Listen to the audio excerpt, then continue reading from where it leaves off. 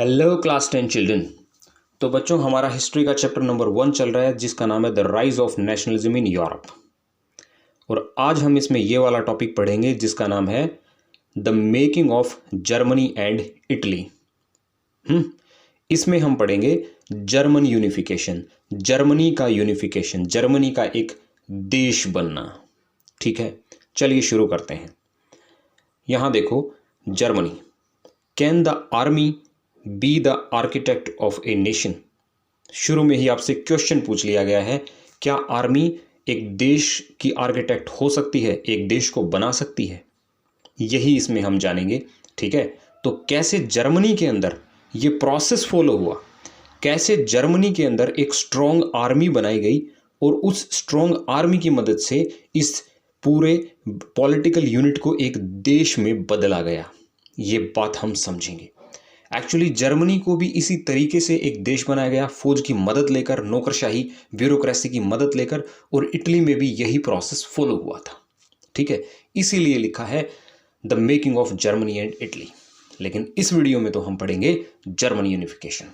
ठीक है बच्चों, अब इस लाइन को देखो आप। After 1848 nationalism in Europe moved away from its association with democracy and revolution. 1848 के बाद क्या होता है, नेशनलिज्म जो है ना यूरोप के अंदर, वो दूर हो जाता है। किस चीज़ से? डेमोक्रेसी और रेवोल्यूशन से। ठीक है, लोकतंत्र और क्रांति से। नेशनलिज्म बहुत ड्रामेटिक लाइन्स हैं ये, इनको समझो आप। Nationalist sentiments were often mobilised by conservatives. ये सबसे ड्रामेटिक लाइन है। मतलब नेशनलिस्ट सेंटिमेंट्स, एक देशभक्ति की जो भावनाएं थी ना, उन भावनाओं का इस्तेमाल किसने किया? कंजर्वेटिव्स ने किया। ये कंजर्वेटिव वही हैं जो राजशाही के समर्थक हैं, जो सोशल हायरार्की, सोशल ऑर्डर के समर्थक हैं, जो राजा चाहते हैं, जो चर्च चाहते हैं, जो फ्यूडलिज्म चाहते हैं, ये हैं वो कंजर्वेटिव्स। अब यहाँ देखो, एकदम पासा पलट रहा है। पहले लिबरल लोग जो हैं वो नेशनल सेंटिमेंट्स का इस्तेमाल कर रहे हैं अपने यूनिट को देश बनाने के लिए। अब कंजर्वेटिव्स ने इस चीज़ का इस्तेमाल करना शुरू कर दिया है। ठीक है, कैसे? For promoting state power. तो ये कंजर्वेटिव अपनी शक्ति को बनाए रखने के लिए, अपने स्टेट, अपने राज्य की ताकत को बढ़ाने के लिए और पॉलिटिकल डोमिनेशन बनाए रखने के लिए, अपना दबदबा, अपनी ताकत बनाए रखने के लिए ये लोग नेशनलिस्ट सेंटिमेंट का इस्तेमाल कर रहे हैं, कंजर्वेटिव्स। इस लाइन को समझ जाओ, ये इस यूनिट की, इस पार्ट की सबसे ड्रामेटिक लाइन है। यहाँ बदलाव देखने को मिलता है। यहाँ हम पाते हैं 1848 के बाद यूरोप में जो है नेशनलिज्म का, यानी कि राष्ट्रवाद का, लोकतंत्र से, जनतंत्र से और रेवोल्यूशन यानी कि क्रांति से अलगाव होना शुरू होता है। और नेशनलिस्ट सेंटिमेंट्स को कंजर्वेटिव्स यूज करना शुरू करते हैं, प्रोमोट करना शुरू करते हैं स्टेट पावर को बरकरार रखने के लिए, अपने पॉलिटिकल डोमिनेशन को बनाए रखने के लिए। ठीक है, तो ये बात समझ में आ गई। अब हम आगे बढ़ते हैं बच्चों। ये बात मैं आपको बता दूं, जब फ्रेंच रेवोल्यूशन हो रही थी उस टाइम पे इस लैंड मास पे, जिसको आज हम जर्मनी कह के बोल रहे हैं, यहाँ पे जर्मनी नाम की कोई चीज़ एग्जिस्ट नहीं करती थी। ठीक है, यहाँ पे बहुत सारे छोटे छोटे स्टेट्स थे। दो बड़े स्टेट्स थे, एक था जो नॉर्थ में था, वो था प्रसा, और एक था ऑस्ट्रिया। तो प्रसा था, ऑस्ट्रिया था, और बहुत सारे छोटे छोटे स्टेट्स थे। फ्रेंच रेवोल्यूशन के दौरान यहाँ पे करीब करीब 300 स्टेट्स थे। यहाँ पे कितने स्टेट्स थे? 300 पार्ट्स में ये हिस्सा बटा हुआ था। फिर नेपोलियन बोनापार्टे जो है वो पावर में आता है, और नेपोलियन बोनापार्टे इस पूरे इलाके को जीत लेता है, करीब करीब आधे यूरोप को वो जीत लेता है। और जब वो इस पूरे इलाके को जीत लेता है तो इन जर्मनी के 300 स्टेट्स को वो घटाकर 39 में जो है रिड्यूस कर देता है, इन्हें 39 बना देता है अपने जो है एडमिनिस्ट्रेशन को ईजी बनाने के लिए। ठीक, तो ये करता है वो। अब एक लाइन जो है मैं आपको बताता हूँ, कुछ 2-4 बातें मैं आपको जो है इंटरेस्टिंग बताऊंगा जो टेक्स्ट में नहीं है लेकिन आपको जाननी ज़रूरी है।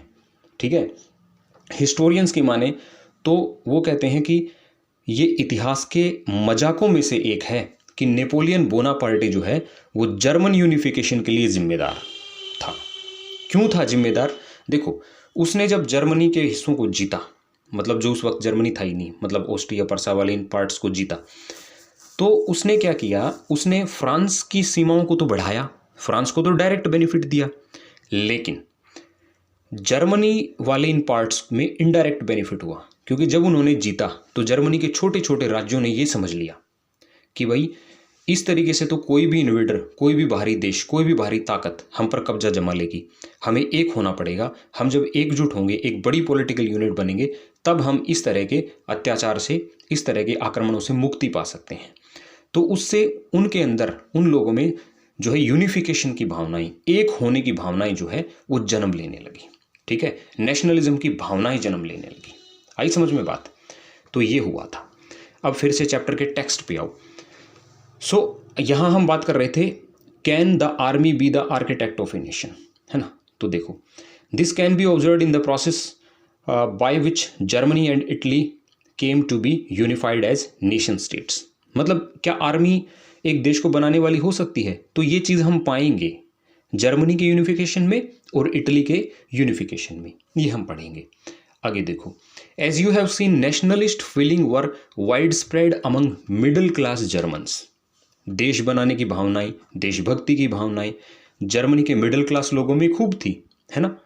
और फिर इन्होंने क्या किया था, who in 1848 tried to unite the different regions of German confederation. जो जर्मन कॉन्फेडरेशन बना हुआ था ना पहले, और 1848 में लिबरल रेवोल्यूशन होती है, ठीक है, और फ्रैंकफर्ट पार्लियामेंट का इवेंट होता है जिसमें 831 मेंबर जो है पार्लियामेंट के, वो वहाँ पे सेंट पॉल चर्च में जाते हैं और वो पार्लियामेंट होती है ना?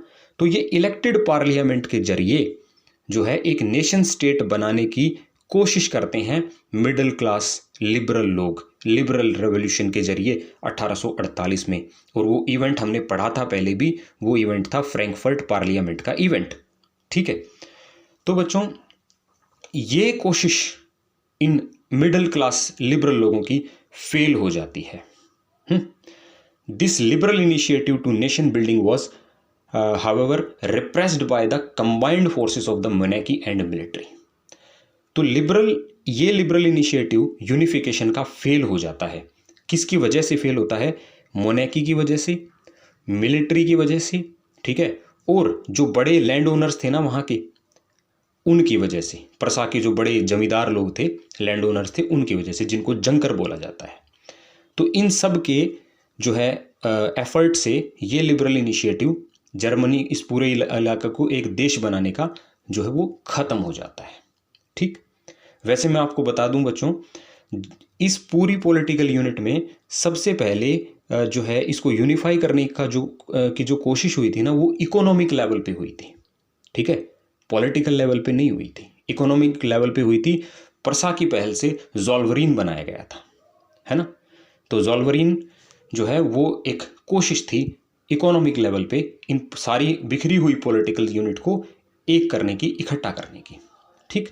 और फिर लिबरल इनिशिएटिव 1848 में फ्रैंकफर्ट पार्लियामेंट का जो इवेंट होता है, वो एक पहल हुई है इसको जो है यूनिफाई करने की।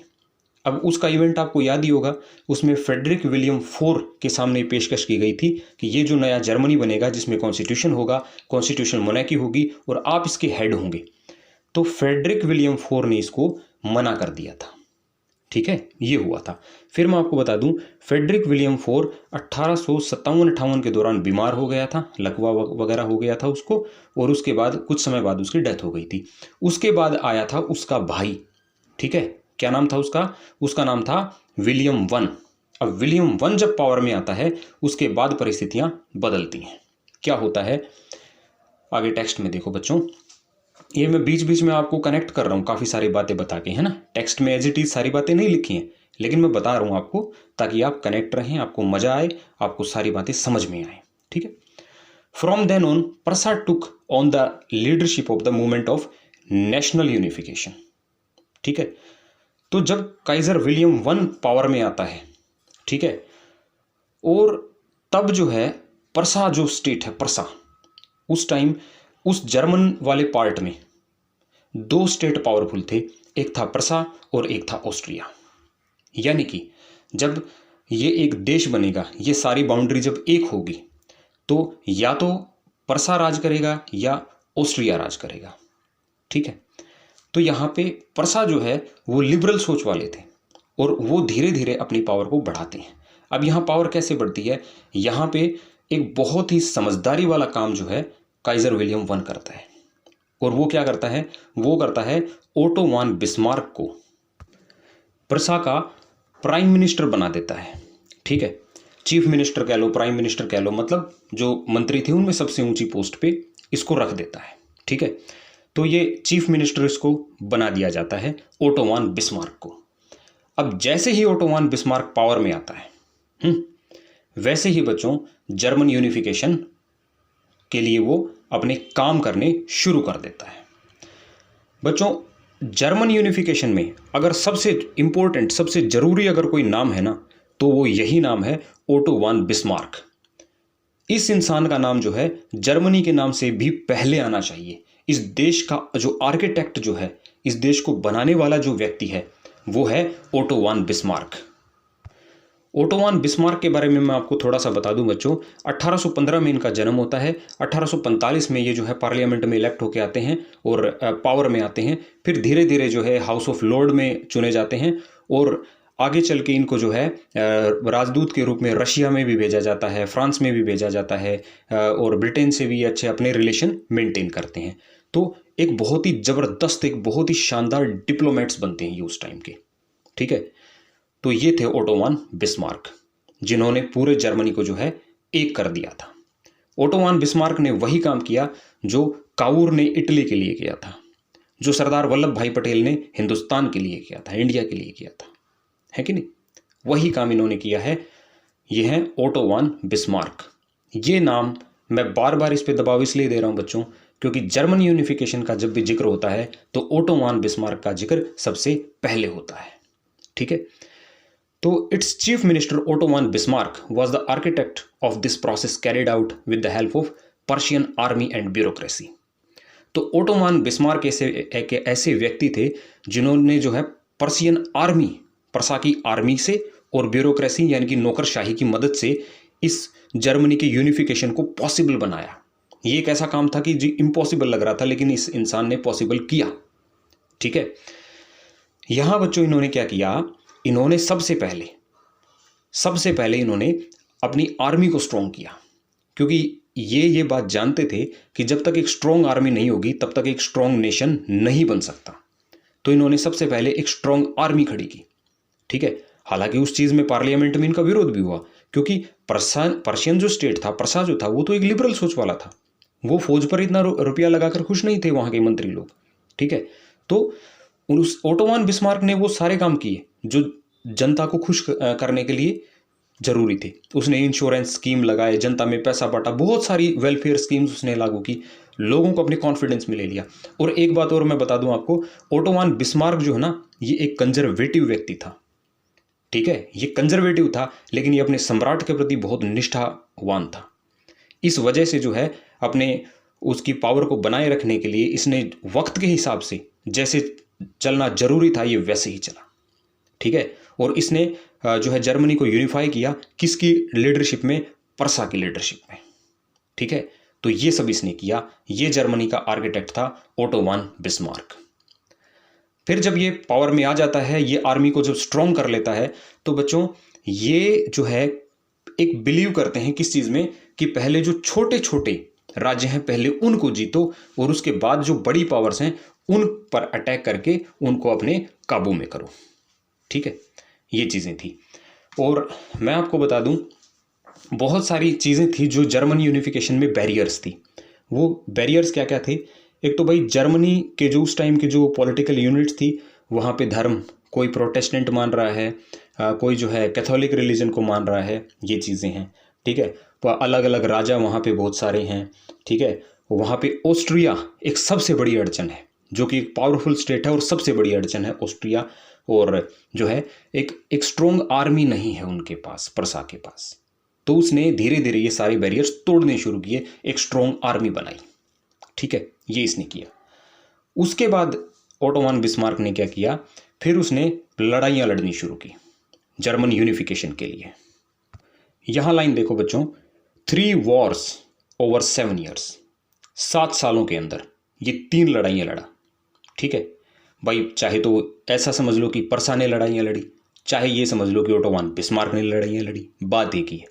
तो जो पर्शियन स्टेट है वो जो है 3 लड़ाइयाँ लड़ता है 7 सालों के दौरान।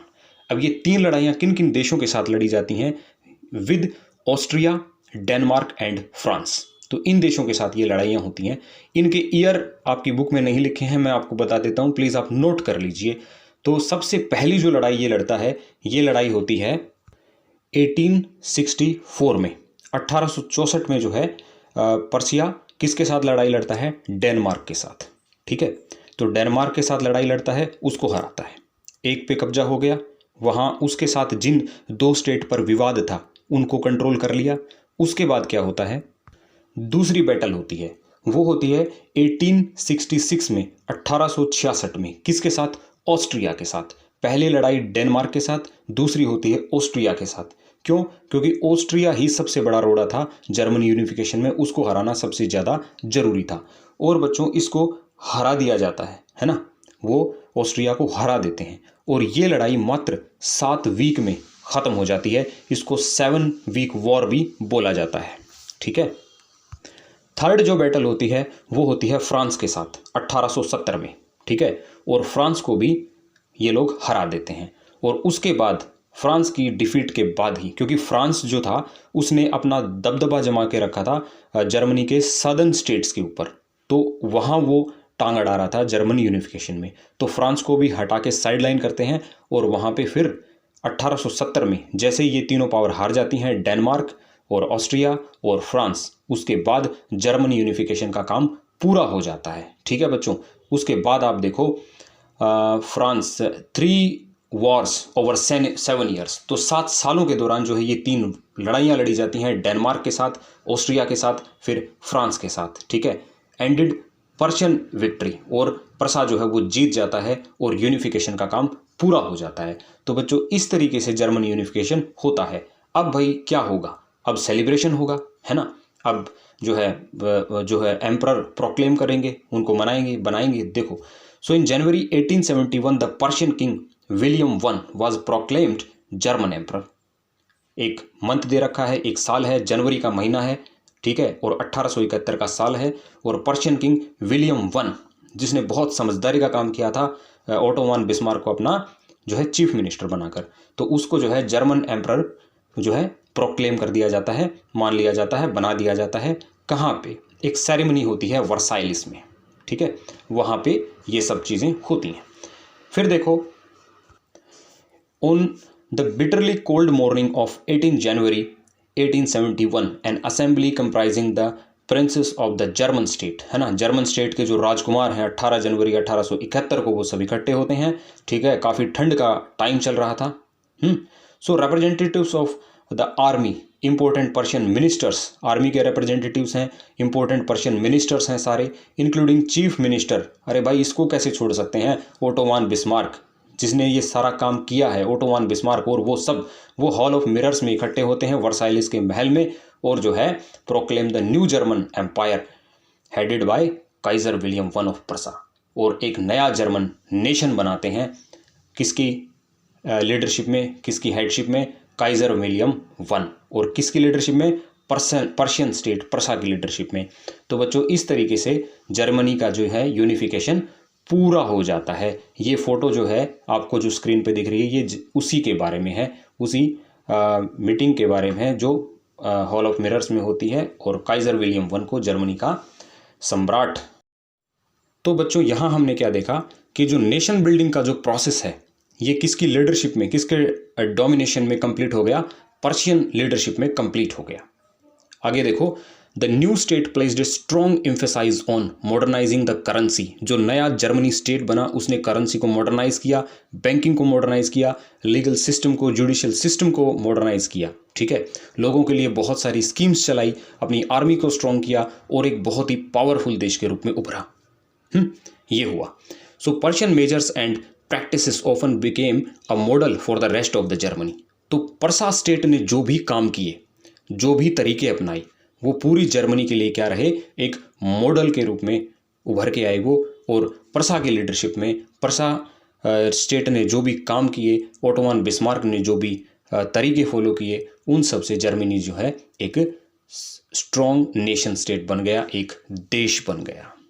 ठीक है, तो बच्चों इस तरीके से एक ऐसी पॉलिटिकल यूनिट जो 300 अलग अलग टुकड़ों में, अलग अलग छोटी छोटी राजशाहियों में बटी हुई थी, पहले वो नेपोलियन की लीडरशिप में जो है 39 में होती है, और उसके बाद जो है प्रसा की लीडरशिप में वो एक देश बन जाता है। तो इस तरीके से बनता है। तो बच्चों आई होप आपको सारी बातें अच्छे से समझ में आ गई होंगी। वीडियो को 2-3 बार देख लोगे, सारी बातें याद भी हो जाएंगी, क्योंकि मैंने हर चीज़ को एक दूसरे से कनेक्ट करते हुए एक कहानी की तरह बताया है। ठीक है, अगली वीडियो में हम मिलेंगे इटालियन यूनिफिकेशन के साथ। इटली कैसे यूनिफाई हुआ वो मैं आपको बताऊंगा। तब तक के लिए बाय बाय।